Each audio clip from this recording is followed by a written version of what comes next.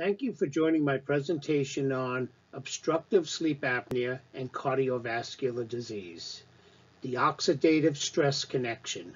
My name is Terrence Shenfield, and I've been an education coordinator at a major trauma center for over 30 years, and I am also the co-owner of A&T Respiratory Lectures.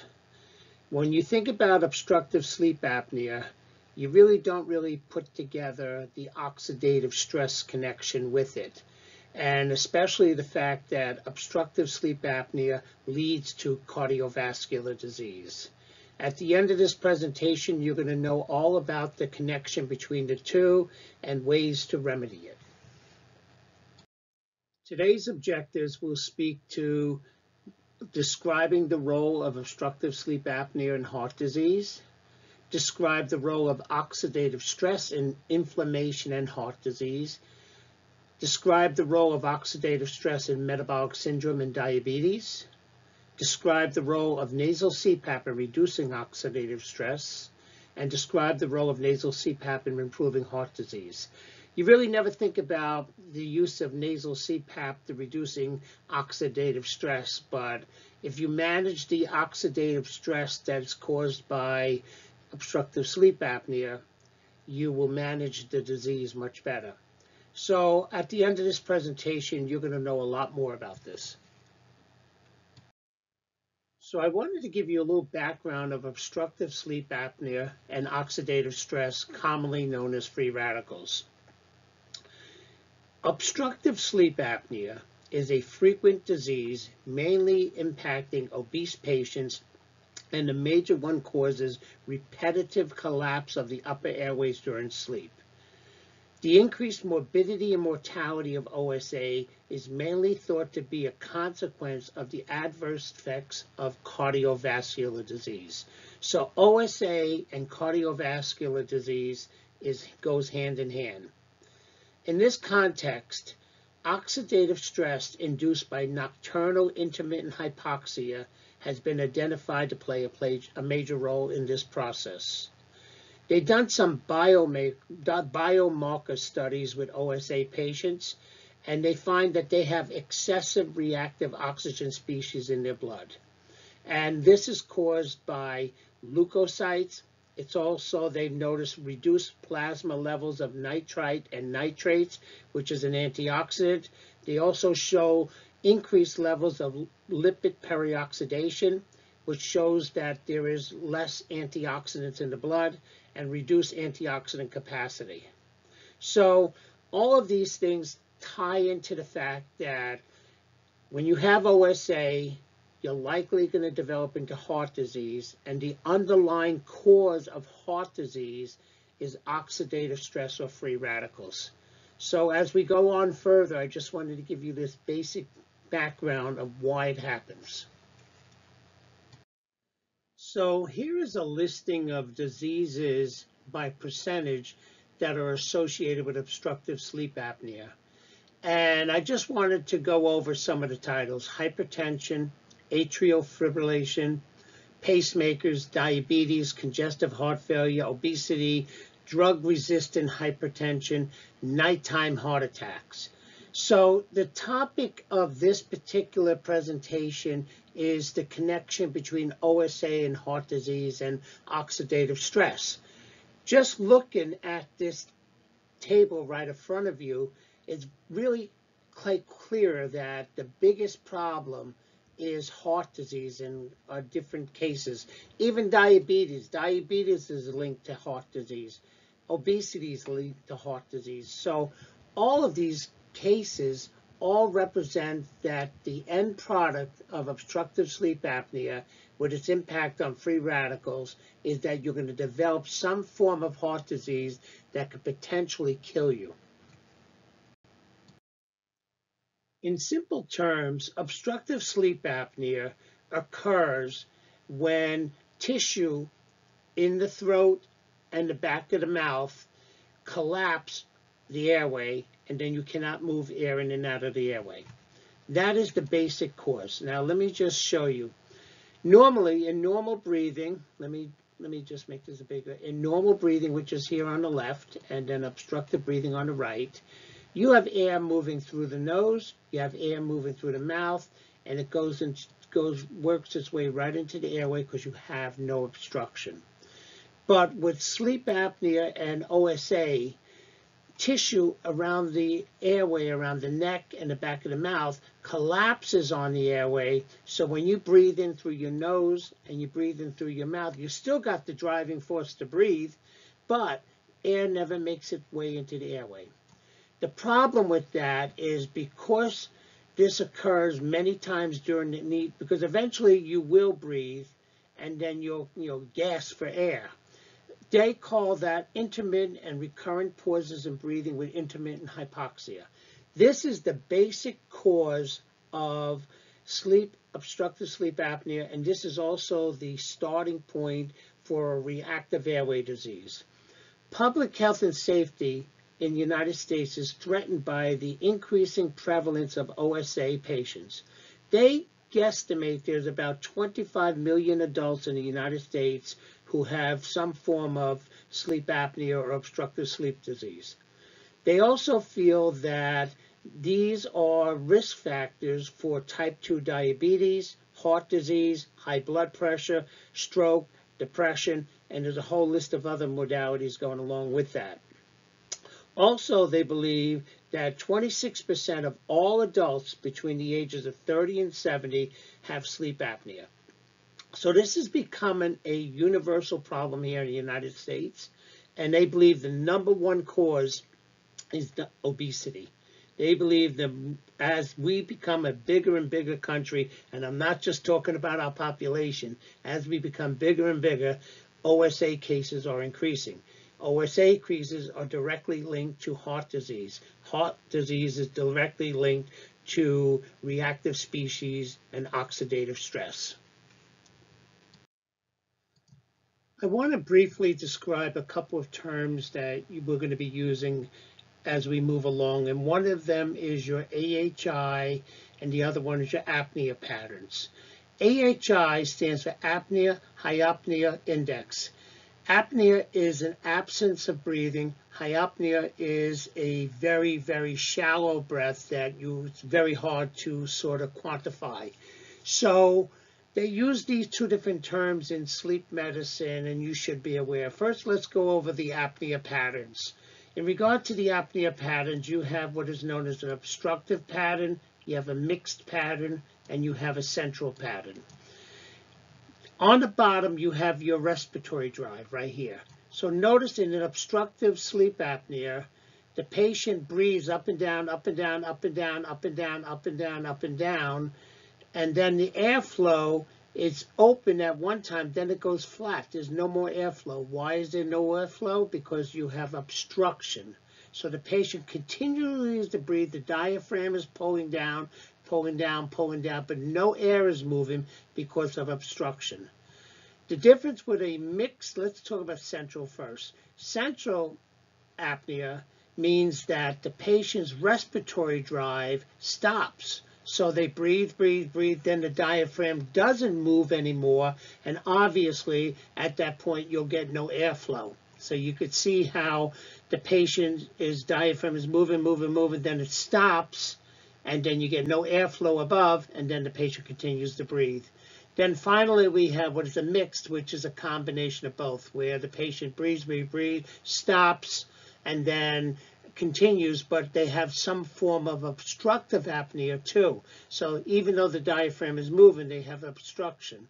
So these are the three main patterns, and just understand with obstructive sleep apnea, the patient is trying to breathe throughout the whole cycle. Their diaphragm is going down and they're trying to breathe, but they got so much obstruction in their upper airway that they can't move any air.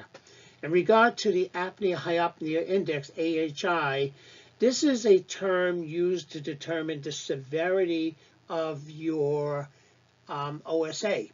And they measure this by, it's the combined average of the number of apneas and hypopneas that you have per hour of sleep. So if you have less than 5 per hour of sleep, you don't really have any kind of problem. Everyone has some form of AHI, but sometimes people have less than 5 an hour and it has no impact at all. So then the main categories come with the mild, moderate, and severe. And as you can see on the right, when you're mild, you have anywhere from 5 to 15 per hour. If you're moderate, you have 16 to 30. And if you're greater than 30, you're considered severe. Now I'm going to get a little bit more into this on the next slide, but I just wanted to show you what the AHI is, what an apnea patterns are, obstructive versus central, and I wanted you to understand a little basics about that. I wanted to show you where they started realizing that obstructive sleep apnea was related to heart disease, and in this particular case, it was hypertension. The Wisconsin Sleep Cohort Study is in its 23rd year. This place has been pioneering sleep studies, and they came up with a dose-dependent relationship between the severity of sleep apnea and the risk of developing hypertension. So basically, if you have sleep apnea and your AHI was between 5 and 15, the odds of you developing hypertension in a 4-year to 8-year follow-up was 2 times higher than the normal population. If your AHI was greater than 15, you had a 3 times more likelihood to get hypertension after 4 to 8 years of having sleep apnea. So they were one of the first people to show a direct correlation between OSA and hypertension in this particular case, and they showed the more severe your AHI, the greater likelihood you would get hypertension. Now, this is just the tip of the iceberg. Hypertension just starts there. This can also relate to future heart disease that goes on and on and on. But I just wanted to show you that this is how it started. I wanted to show you this graph, which displays when a patient goes apneic versus their saturations, and then also their response, their physiologic response to being desatting. So for example, a patient will start off going apneic, then while they're apneic, their sats start going down, down, down, down, down. And as they go down and the body realizes that their oxygen level is going down in their blood, they begin to hyperventilate, and there's an increase in heart rate. So you have this compensation where you get increased respiratory rate, increased heart rate, but you're still doing this against a closed airway. Then all of a sudden you'll get down to such a low level of sats that the body just wakes up and you start choking and you get your breath back. And then when you get your breath back, your sats start coming up again. But then you start slowing down again to a point where you go apneic. Then all of a sudden you again repeat the process. So your sats going down, you're still trying to breathe, and as your sats are going down and you're desatting, you have an increase in heart rate, you have an increase in ventilatory drive, but against a closed airway, and you hyperventilate. After you hyperventilate, eventually you get so low again, the body wakes up, you gasp and you choke again, you wake up again, and then eventually your sats come up, and then you start slowing down again, and then you go back into apneic, and you just repeat this process. So think about this. Every time you got apnea, that's an AHI. Every time you hypoventilate, that's when you don't breathe in as well as you can. So all of these incidents with the decrease in respiratory rate, decrease in sats, increase in trying to breathe, desatting, compensation by increase in heart rate, over the years, this is what causes cardiovascular issues.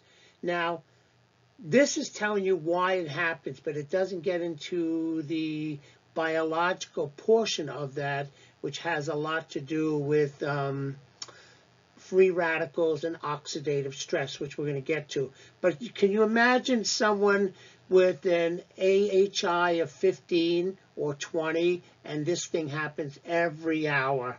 And the body and the heart rate goes up and your respiratory rate up, and then you desat, and then you choke and you wake up and you do the whole thing again. It's a mess. This is not good for your body. So this was an interesting study. They were looking at the relationship between snoring and hypertension. I just mentioned the relationship between obstructive sleep apnea and hypertension.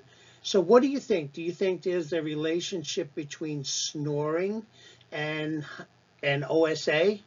There is definitely a relationship.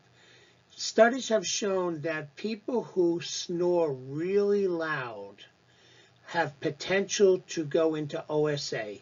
The defining part of this whole thing would be if someone is a very loud snorer and they feel sleepy during the day, they are probably going apneic at night.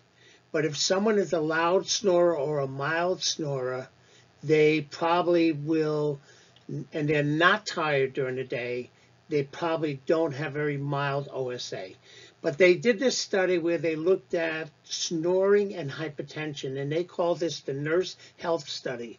And this was a study done from 1986 for 8 years, and they looked at 72,231 nurses between the ages of 40 to 65 who snored. And they found that the nurses who snored loudly had an increased risk of getting hypertension over 8 years by 1.6. So in other words, they were almost twice as likely to get hypertension versus someone who did not snore loudly. So there is a relationship between snoring and hypertension, and there's also a relationship between snoring loud and being tired during the day and OSA. Just a little more tidbit for information. I wanted to get into the reason why sleep apnea results in cardiovascular disease. This is a big theory, but it's probably correct. During the night, you have repetitive apneic events, and as a result of becoming apneic, you either develop hypercapnia or you develop hypoxia. So as a result of not breathing, not removing your CO2, you become hypercapnic. As a result of not getting oxygen, you become hypoxic.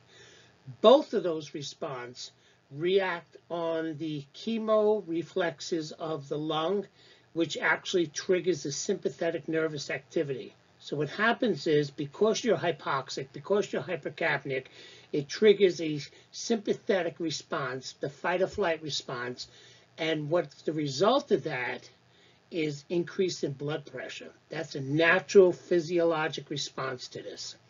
The problem is the next day, that sympathetic response stays with you, and so you have elevated blood pressure. There's another problem with this too. The repetitive reoxygenation of when you become hypoxic and all of a sudden you start breathing again, when you become reoxygenated, this forms free radicals. It's like a problem. It's like a double-edged sword. Number one, you become hypertensive, and the second thing you get this repetitive reoxygenation status creates free radicals in your body. These free radicals are what we call oxidative stress. So this is the very basic physiologic response to sleep apnea as a result of not getting oxygen and retaining too much CO2, reacting on the chemoreceptors, which trigger the sympathetic response, which trigger hypertension, which trigger repetitive reoxygenation, which triggers the creation of free radicals. That's how it all works. That's the basics of it. We're going to get a little bit deeper as we go along. I'm not sure if you ever heard of ischemia reprofusion injury. And the reason I'm going to talk about this is to give you a parallel understanding of how oxidative stress occurs in obstructive sleep apnea, but it also occurs in different types of injuries in regard to circulation. For example, when someone has a aortic cross clamping, or they have a cardiopulmonary bypass, or they have some kind of organ transplantation, they typically clamp off major vessels in the body. And what happens is they do the transplant or they do some kind of intervention to the organ, and then they reperfuse the organ with blood. What happens is that reperfusion of blood to tissue that has been not subjected to any kind of oxygen environment ends up having some kind of paradoxical exacerbation of cellular dysfunction and death. And this occurs when the restoration of blood flows occurs to ischemic tissues. So what happens is reactive oxygen species has been named the #1 insult to ischemic reperfusion injury. It happens is when tissue that is not oxygenated all of a sudden becomes reoxygenated, all kinds of free radicals and reactive oxygen species are released, and this causes tissue death. So the reason I'm trying to show you this is in this particular mechanism of ischemia reperfusion injury, it also occurs in apnea. When a patient becomes apneic from obstructive sleep apnea and doesn't get oxygen, you have some tissue necrosis. As a result of that tissue necrosis and the re-entry of oxygen into that tissue, again, you have this reactive oxygen species being generated, which is, the free radicals that causes all this oxidative stress. So the point of this slide is I just want you to know that oxidative stress due to ischemia or oxidative stress due to obstructive sleep apnea, the mechanism is the same. So let's talk about obstructive sleep apnea and oxidative stress. As I mentioned, when someone suffers from OSA, what happens is they have repeated bouts of apneic or obstruction during the evening, which results in desaturation, which results in sympathetic activation with increased heart rate and increased blood pressure. As a result of this ongoing process all night and people going apneic and then reoxygenating, then going apneic, then reoxygenating, this cycles of hypoxia and reoxygenations induces oxidative stress and also creates free radicals. Free radicals can damage cellular functions. There's many different pathways in which it works, such as it activates inflammatory immune responses, so it could decrease your immunity. It could also increase inflammation. This free radical damage actually facilitates endothelial cell injury and dysfunction, which leads to heart disease and atherosclerosis. Also, these conditions of hypoxia, reoxygenation during the evening over the long run will lead to many other cardiovascular diseases. So oxidative stress is really, really important to manage. So when you use CPAP, actually it works so well in reducing oxidative stress. Oxidative stress is not just related to sleep apnea and obstructive sleep apnea. It's been related to obesity with metabolic syndrome. It's been related to type 2 diabetes. It's been related to metabolic syndrome. So the whole crutch, the whole reason why you get these comorbidities with OSA, such as type 2 diabetes and metabolic syndrome and so on, is because of oxidative stress. So that's the importance of this lecture, to make you aware that oxidative stress is the actual cause of many of these disease morbidities. So what exactly is oxidative stress? As part of normal cellular respiration in the mitochondria, we have a thing called the Krebs cycle. You might remember that from your biochemistry days. The Krebs cycle within the mitochondria is responsible for the reproduction of superoxide free radicals. And what happens is normally our bodies produce an antioxidant, and the most common antioxidant is called superoxide dismutase. So when we produce superoxide free radicals and then our bodies produce enzymes to degrade that, we are in perfect balance. So there is a balance between our oxidant producing system and the antioxidants, namely superoxide mutase, or commonly known as SOD.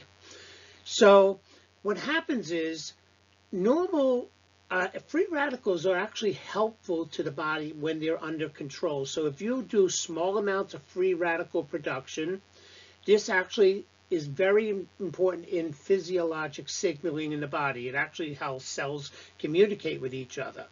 But when you have an overabundance of free radicals, this is when it can cause harm. And the most common harm it occurs in cell membranes, lipid membranes. It also impacts proteins and DNA. So you can imagine when you think about lipids, proteins, and DNA and membranes, that's our body. So that's going to be a real problem. Another problem is if you overproduce superoxide ion, which is the most common free radical, and this mixes with nitric oxide, NO, which is a vasodilator.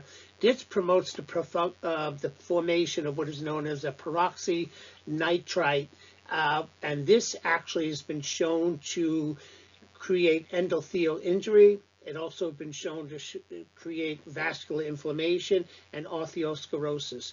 So with all of this, you have to understand that oxidative stress is a normal thing. Our bodies do produce free radicals via the mitochondria, and we normally produce antioxidants, which is good. But sometimes when you produce too much antioxidants, when you produce too much oxidative stress and free radicals, that is when it mixes with different chemicals in our body and different enzymes and causes harm to our body. So that's the basics of oxidative stress. There's a lot more detail to this, but I'm just giving you an overall. The graph you see in front of you is through science, and we're not just talking obstructive sleep apnea, they were seeing what kind of organ systems in our body are impacted by free radicals and oxidative stress. And the list is enormous. As you could see, you could have macular degeneration in the eyes as a result of oxidative stress. You could have cardiac fibrosis, hypertension, myocardial infarction. You could have skin aging, dermatitis. You could have chronic kidney disease and liver disease. They also say inflammation caused by oxidative stress is important with asthma and COPD and ARDS. Chronic inflammations lead to what is known as lupus, IBD, muscular dystrophy, and so on. And aging. So as you can see, controlling the free radicals in our body is so important if we want to maintain good health. And normally we do a pretty good job. Certain disease conditions make tips the scale against us. And this is what in this particular lecture, we're talking about obstructive sleep apnea and its impact on the heart. Now that we're talking about oxidative stress and OSA, let's think about what's going on here. When the patient goes apneic during the night because of obstructive sleep apnea, they have multiple incidents of hypoxia reoxygenation triggers. This results in mitochondrial dysfunction. Basically, during this process, we get a 200 to 300% increase in free radicals, and this only occurs with patients with OSA. With this free radical production, we end up getting what is known as endothelial dysfunction. And this is caused by the reaction of a superoxide free radical with nitric oxide. Nitric oxide is a good vasodilator for our body, but when it mixes with superoxide, it creates a bad molecule. This leads to vascular inflammation and atherosclerosis. Our bodies try to fight this off by producing these two enzymes that will reduce the free radicals in our body. One is called xanthine oxidase, and the other one is endothelial nitric oxide synthase. Both of these enzymes are used to reduce the likelihood of damage from free radicals. The problem is we don't produce enough of them. And here's the funny part. Do you know that nasal CPAP, or CPAP that we could use for patients with OSA, actually reduces free radical production?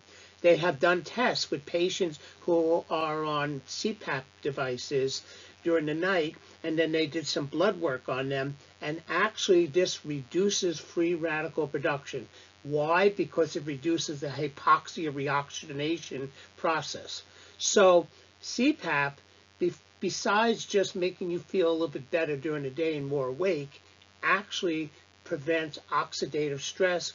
Preventing oxidative stress prevents so many different comorbidities in the body, including heart disease. So let me give you a little background on some very common free radicals in the body. And namely, we have the superoxide, which is the most abundant, which is a copy of the image we have up here. That's a superoxide ion, especially the one on the right, the one right down here. That's a superoxide ion.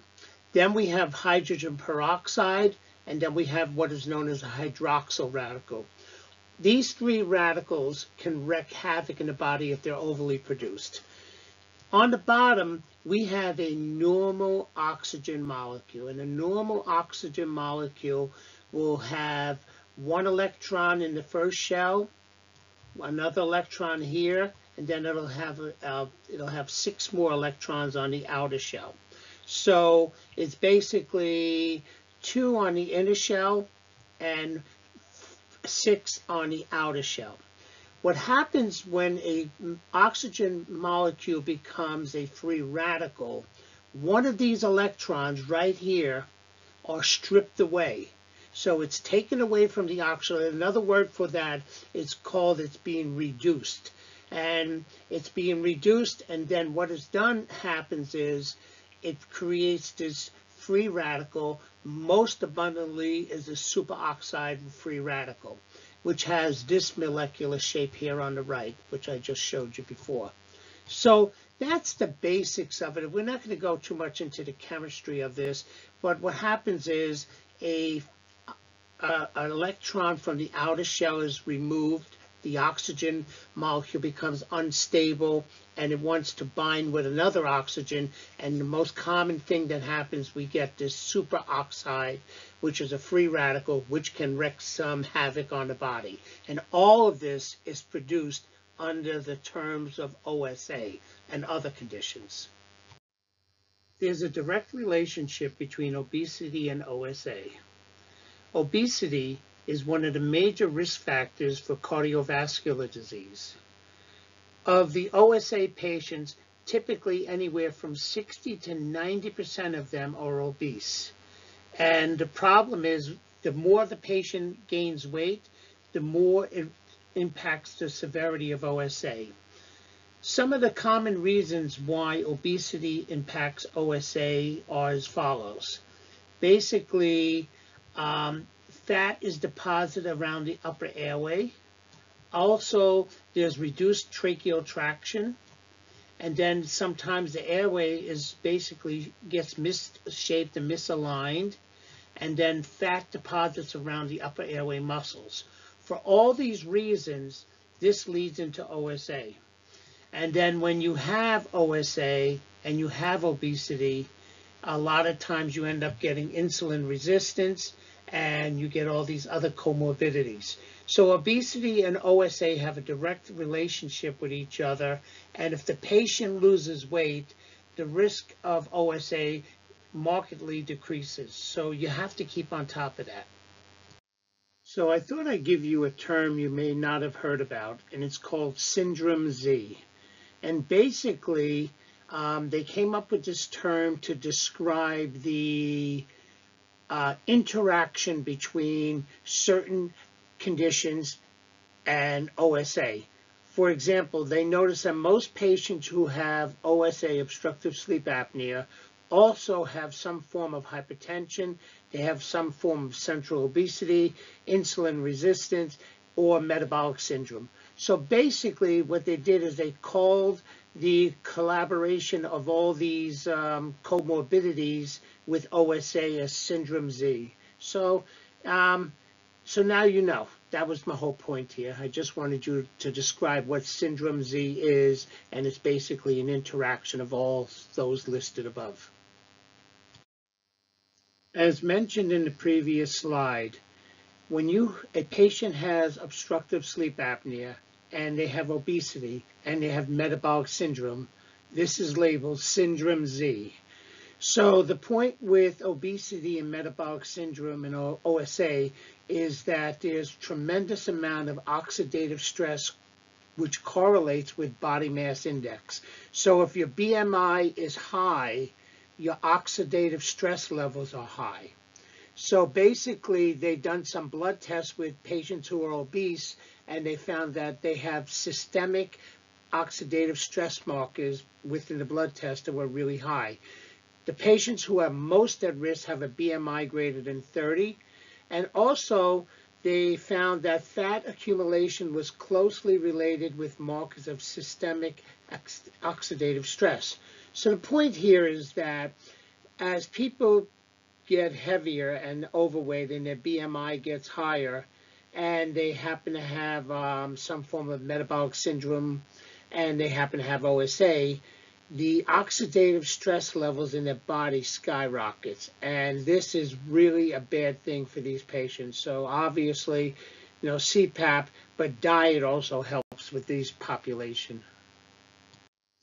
Let's talk more about oxidative stress and obesity. The reason I'm mentioning this is because oxidative stress, that which is caused with obesity, actually leads to inflammation and then eventually heart disease such as atherosclerosis. When we think about metabolic syndrome, there are three different parts to it. There's hypoglycemia, too much blood sugar, dyslipidemia, and hypertension and obesity. All of these are risk factors for inflammation and atherosclerosis. So I'm tying in how oxidative stress and heart disease go hand in hand. Also, oxidative stress may contribute to diabetes. Numerous studies have shown that oxidative stress can be one of the co-founders in diabetes.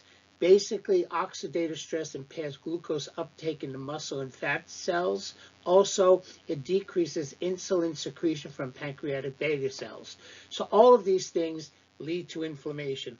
Also, high blood sugar or hypoglycemia has been shown to trigger increased formation of what is known as reactive oxygen species and also oxidative stress via the glucose autooxidation, mitochondrial dysfunction, and also NADPH oxidase and another variety of oxygen-producing enzymes. So basically, when you have high blood sugar, it really promotes the formation of free radicals, and these cause harm to the body. They actually create inflammation.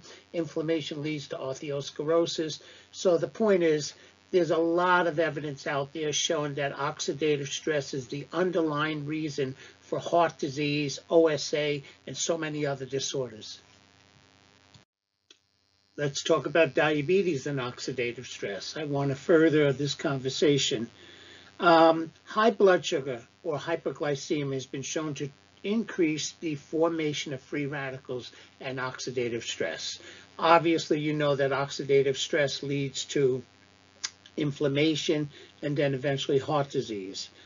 Increased oxidative stress also underlies different types of conditions such as hypertension, hyperlipidemia, also insulin resistance, and leads to obesity. So the fact is that diabetes is a bad thing, but oxidative stress goes hand in hand with diabetes, and it all links into heart disease and eventually into OSA. So let's talk a little bit more about insulin resistance, type 2 diabetes, and OSA. Studies have shown that up to 30% of those patients who have OSA have type 2 diabetes. Also, studies have shown that patients who snore have a greater likelihood of having type 2 diabetes, especially those who are obese. Now, the severity of your sleep apnea is based upon it's measured by your AHI or your oxygen saturation levels. So patients who have more severe levels of AHI and also go down to really low levels of saturations at night are at bigger risk than those who don't. The good news is that studies have shown that patients who are treated with nasal CPAP actually have better blood gases as well as better blood glucose levels. So the point is this: when you're thinking about nasal CPAP, it's not just treating your OSA, it's actually treating your diabetes. Insulin levels, resistance to insulin, and so on, is all improved with the use of nasal CPAP. So nasal CPAP is more than just daytime sleepiness. People benefit so many different ways from nasal CPAP, and so many different studies have shown that it works. So the key point here is if someone happens to have OSA, they happen to be a diabetic, maybe the conversation with them would be that diabetes can be treated basically with nasal CPAP to a certain level. So this slide is a summary slide of how obstructive sleep apnea and intermittent hypoxia relates to heart disease. And the way it works is patients who have OSA and intermittent hypoxia, and they happen to be obese, what happens is, due to this, they have high levels of oxidative stress right here. This oxidative stress leads to inflammation. The inflammatory process of oxidative stress actually increases the production of adhesion molecules, increases the production of cytokines, increases the platelet and endothelial aggregation to the cells. What happens is, at this point, is this all leads into endothelial dysfunction, which we have right here. And endothelial dysfunction leads into atherosclerosis, which is heart disease. So through these inflammatory processes of OSA and intermittent hypoxia, as well as obesity, as well as dyslipidemia and hypertension and diabetes, all of these things creates inflammation. Inflammation again leads to endothelial dysfunction, and that in turn leads to atherosclerosis. So this is a summary slide of all the interactions that occur as a result of oxidative stress. I think you're going to find this slide kind of interesting too. During the Sleep Heart Health Study, which consisted of multiple centers and thousands of people, they looked at the relationship between dyslipidemia and OSA. And they found that patients who had OSA also had increased cholesterol, increased triglycerides, and decreased HDLs. Remember, there are two types of HDLs and LDLs. The LDLs are the bad ones, but the HDLs are the good ones that actually remove fat from the cell. So what they found was they had dysfunctional HDLs, people with sleep apnea, and they believed the reason was that they had lower antioxidant activity of the paraoxidase 1 bound to HDL. So basically, this is an antioxidant that's bound to HDL that was dysfunctional. The good news, which is kind of remarkable, is that nasal CPAP actually lowered serum total cholesterol levels. Can you imagine that? So besides nasal CPAP improving your OSA, it actually lowered your serum total cholesterol levels. So this was a pretty interesting finding.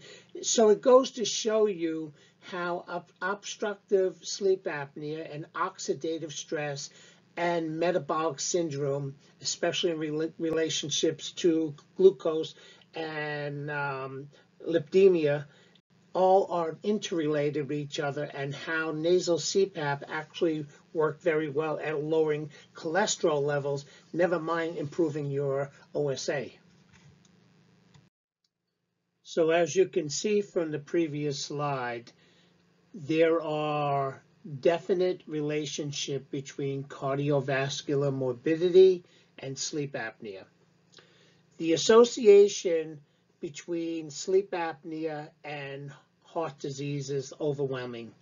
Several studies have demonstrated that sleep apnea syndrome is an independent risk factor for cardiovascular mortality. These studies show that 50% of the patients with sleep apnea also have some form of heart disease. Most of them are hypertensive, and 10 to 15% of them have a history of MI. The good news, if you treat the sleep apnea, you can sort of treat the underlying cardiovascular disease condition. So it's really prudent, if you have any form of sleep apnea, to really address it and treat it with nasal CPAP. So what is the relationship between hypertension and sleep apnea? Studies have shown that approximately 40% of the patients with sleep apnea have hypertension. And I wanted to get a little bit more detail about exactly how this mechanism works. So on the next couple of slides, I'll explain this in a lot more detail. But this is an opening starter. So how does obstructive sleep apnea and hypertension work? How does it really come about? As we all know, when you have obstructive sleep apnea, you desat during the evening because you have no oxygen going into your lungs. And also remember that you're trying to breathe. When you have obstructive sleep apnea, your diaphragm is pulling down, but you cannot bring no fresh air in there. So this causes changes in your intrathoracic pressures. So due to repetitive changes in your oxygen saturation, because if you're not getting fresh oxygen, you're going to desat, and because you have large swings in intrathoracic pressures, because you're trying to breathe against an obstructed airway, these has some kind of physiologic response. And the physiologic response basically is triggered by your sympathetic nervous system. So at this point, when you're trying to breathe against an obstructed airway, and because you desat, you get what is known as the fight or flight response. So what happens during this time, the body releases all kinds of hormones to, it puts you in a sympathetic tone. So basically your heart rate goes up, your blood pressure goes up intermittently as a response of this sympathetic response. The problem is, when you have these repeated bouts of sympathetic responses where your heart rate goes up and your blood pressure goes up, and all of a sudden your airway opens up and you're back to normal, and then you fall asleep and you go back into this, you again have all these repetitive changes in oxygen saturation, as well as the changes in intrathoracic pressures. These all stimulate the sympathetic response to that, which releases all kinds of stress hormones, adrenaline being the top one of them. As a result of these increase in blood pressure, increase in heart rate, when you really have nothing wrong, you're really not doing nothing but sleeping, this causes so much kind of problem and changes to your heart rate and your blood pressure that it gives long-term complications, such as a form of hypertension. So hypertension is caused with obstructive sleep apnea when you have these repeated bouts of sympathetic tone, where you get released hormones of adrenaline, where your heart rate goes up, your blood pressure goes up, and really there's nothing going on in your body. You're trying to sleep, but you happen to have obstruction at this time. This sort of puts this kind of repetitive sympathetic tone, puts strain on the heart and the vessels, and that's what leads to an increased heart rate, increased blood pressure, and potentially hypertension. So that's how it basically works. So let's talk about risk factors for hypertension. It's pretty common knowledge that African Americans are predisposed to hypertension. And they were looking for reasons for that. And what they come up with is some genetic differences between Caucasians and African Americans in regard to hypertension. It seems that the genetic ability of African Americans is to hold on to sodium, which will increase the blood pressure. And this is just a genetic marker. There's not much to say about diet or anything like that. It's not really external. It's more genetic, and that's the way it is. Also, increased salt intake can increase the likelihood of getting a hypertension. And why? Because water loves salt. So when the more fluids in the body, the greater the pressure. Also, excessive alcohol intake has been linked to hypertension, and so does high cholesterol.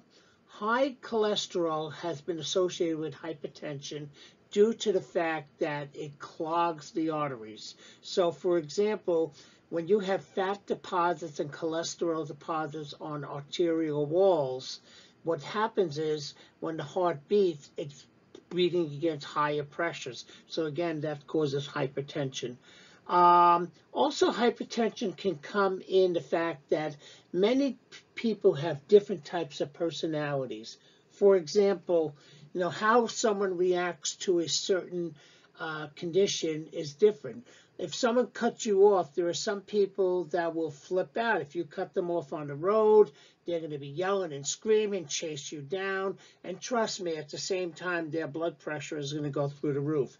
Typically, these type of people are known as type A personalities. Someone who gets very stressed at work or someone who gets stressed in social conditions are predisposed to hypertension. So the point is, you got to really look at the whole picture in regard to how you react to situations. Some people could look at the positive side. Some people could look at the negative side. Some people just can't help themselves. So for all of these reasons, these are some of the risk factors for hypertension that are not part of the OSA background. Diet is very important. Also, many other conditions. So the idea here is if you're predisposed to hypertension, learn to manage it, reduce your salt, reduce your alcohol intake, reduce the likelihood of getting upset about situations that you have no control on. So these are some of the risk factors that I just mentioned. This is a very interesting slide because it talks about the relationship between obstructive sleep apnea and hypertension. And it talks to a couple of different factors. For example, the odds of having hypertension is 37% greater in OSA patients versus non-OSA patients. Also, the odds of having hypertension is 46% greater in those whose SATs get less than 90 with OSA. So if during the evening your saturations become less than 90%, as you could see right here, patients who get their SATs less than 90, the likelihood of them developing hypertension is really through the roof. So the key point here is if you happen to be an OSA patient, the likelihood of you getting hypertension is 37% greater. And the likelihood that because of your OSA and you desat during the evening, if your SATs get less than 90, you have a 46% increase of saturation of likelihood of getting OSA. The solution, nasal CPAP. If you have repeated bouts of obstructive sleep apnea, and you recognize and you've been diagnosed, that the best thing you could do is use nasal CPAP. So this chart here speaks to obesity and hypertension, how obesity is associated with an increased risk of hypertension, and more importantly, how weight loss improves blood pressure. Now, I know this is a little bit off the track of what we were doing with OSA, but this graph right here, the vertical graph, speaks to drops in blood pressure, a drop in blood pressure measured in millimeters of mercury. And this part right here, the horizontal axis, speaks to weight change. So as you can see, as you lose more weight, if you happen to be obese and you're overweight and you lose more weight, your blood pressure will go down significantly. So this graph right here speaks to almost a greater than 9.5 kilogram loss of weight. This is for you if you're obese, and then your blood pressure will go off by about 10.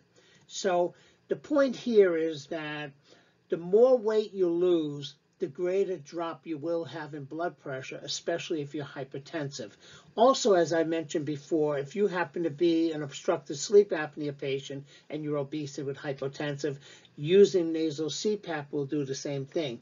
The best thing to do is actually diet and use nasal CPAP if you happen to be obese, if you happen to have hypertension, and if you happen to have OSA.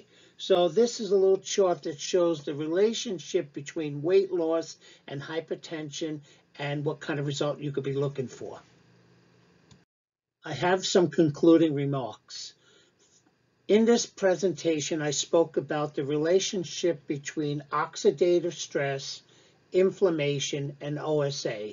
And as you can see, oxidative stress and consequently the inflammation that is caused by it has a lot of pathophysiologic responses, especially cardiovascular response with OSA patients. So from what you could see, OSA impacts more than just your breathing. Just more than daytime sleepiness. It could impact your cardiovascular system. So the key point is you really got, if you happen to have OSA, treat it. Treat it with nasal CPAP. Nasal CPAP has been shown to improve obstructive sleep apnea and especially the oxidative stress that it causes.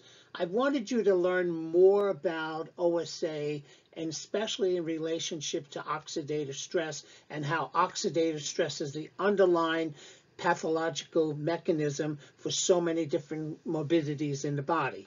So if you happen to have OSA and you happen to be obese and you happen to be hypertensive, maybe the best thing you could do is a combination of weight loss, exercise, and using nasal CPAP. They've been doing some research on antioxidant therapy, but that's still in the preliminary stages. The best thing to do is what I mentioned above, weight loss, exercise, and nasal CPAP, but there is research out there, especially for those who are hospitalized. I hope you enjoyed this presentation. I want to thank you all for joining this presentation. Here I listed 4 different references, and I'm sure there's plenty more. They all speak to the fact of oxidative stress and obstructive sleep apnea and how it impacts the cardiovascular system. So hope to see you in the future, and I hope you learned a lot from this presentation.